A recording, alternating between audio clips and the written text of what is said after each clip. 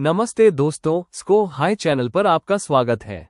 आज हम 21 मई 2026 के मोस्ट इम्पॉर्टेंट करंट अफेयर्स को डिस्कस करने वाले हैं, जो कि सभी प्रतियोगी परीक्षाओं के लिए बहुत ही महत्वपूर्ण है। तो आइए शुरू करते हैं। आज का हमारा पहला क्वेश्चन है, ताइवान ट्रैवलॉग उपन्यास के लिए अंतर्राष्ट्रीय बुकर प्राइज 2026 किसने जीता है? तो इसका आंसर है यांग शुआंग जी और लिन किंग ने। यह पुरस्कार मूल रूप से चीनी भाषा की लेखिका यांग शुआंग जी और अंग्रेजी में अनुवाद करने वाली अनुवादक लिन किंग को संयुक्त रूप से प्रदान किया गया है। बता दें, यह पुरस्कार 2025 में भारतीय लेखिका बानू मुश्ताक और अनुवादक दीपा भस्ती को कथा संग्रह हार्ट लैम्प के लिए मिला था। हमारा अगला क्वेश्चन है, मई 2026 में ब्रिटेन यूके में भारत का नया उच्चायुक्त किसे नियुक्त किया गया है? आंसर है पी कुमारन को। इस पद पर इन्होंने विक्रम दौरेस्वामी का स्थान लिया है। बता दें, ब्रिटेन एक उत्तर पश्चिमी यूरोप में स्थित एक विकसित द्वीपीय देश है। यह 4 देशों इंग्लैंड, स्कॉटलैंड, वेल्स और उत्तरी आयरलैंड से मिलकर बना है। ब्रिटेन की राजधानी लंदन है और इसकी मुद्रा पाउंड स्टर्लिंग है। तो चलिए चलते हैं अगले क्वेश्चन पर। पूर्वोत्तर में प्रीमियम कॉफी क्षेत्र को बढ़ावा देने के लिए किस केंद्रीय मंत्री ने एक 175 करोड़ रुपए का coffees of Nagaland mission launch किया है? तो इसका जवाब है ज्योतिरादित्य एम सिंधिया ने। अगला क्वेश्चन है, मई 2026 में भारत ने इसरो के आगामी वीनस ऑर्बिटर मिशन शुक्रयान-1 के लिए किस देश के साथ समझौता ज्ञापन पर हस्ताक्षर किए हैं? आंसर है स्वीडन। भारत की अंतरिक्ष एजेंसी इसरो और स्वीडन की राष्ट्रीय अंतरिक्ष एजेंसी एसएनएसए के बीच ये मौ हुआ है। इस समझौते के तहत स्वीडिश उपकरण वीनसयान न्यूट्रल्स एनालाइजर को इस मिशन के पेलोड में शामिल किया जाएगा।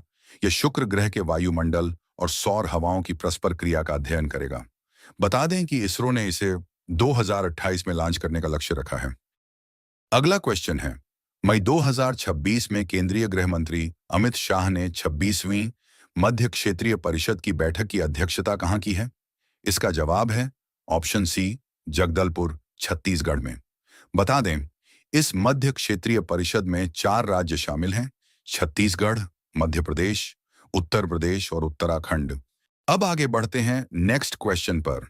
भारत की पहली एआई और डिजिटल संचालित फिजिटल बैंक शाखा किस शहर में शुरू की गई है? तो इसका आंसर है ऑप्शन बी, गुवाहाटी, असम में। इस अत्याधुनिक शाखा की शुरुआत स्लाइस स्मॉल फाइनेंस बैंक द्वारा की गई है, जिसका उद्घाटन असम के मुख्यमंत्री हिमंत बिस्वा शर्मा ने किया है। अगला क्वेश्चन है, भारत ने गुजरात की कल्पसर परियोजना के काम में तेजी लाने के लिए मई 2026 में किस देश के साथ समझौता किया? तो इसका जवाब है नीदरलैंड।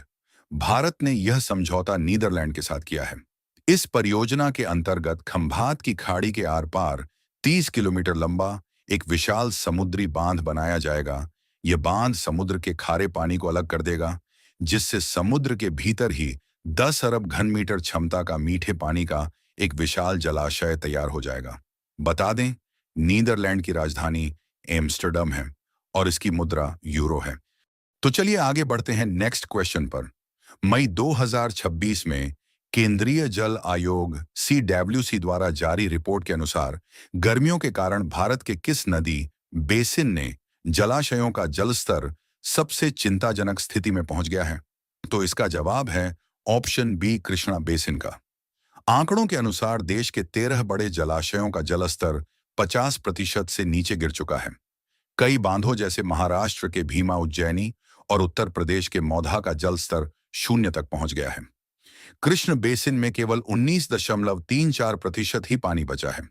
वहीं नर्मदा बेसिन में 34.96%, गोदावरी बेसिन में 36.52% और गंगा बेसिन में 43.34% ही पानी बचा है।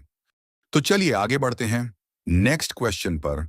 मई 2026 में केंद्रीय गृह मंत्री अमित शाह ने जन जन सुविधा केंद्र मॉडल का शुभारंभ किस गांव से किया? तो इसका जवाब है ऑप्शन ए, बस्तर, छत्तीसगढ़ से। इस मॉडल का दूसरा नाम शहीद वीर गुंडाधुर सेवा डेरा भी है।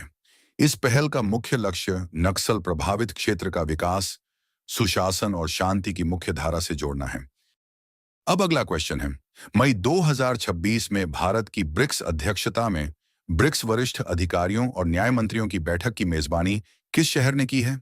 इसका जवाब है ऑप्शन बी, गांधीनगर, गुजरात। इसका थीम है मध्यस्थता और मध्यस्थता में क्षमता निर्माण के माध्यम से वैकल्पिक विवाद समाधान को मजबूत करना।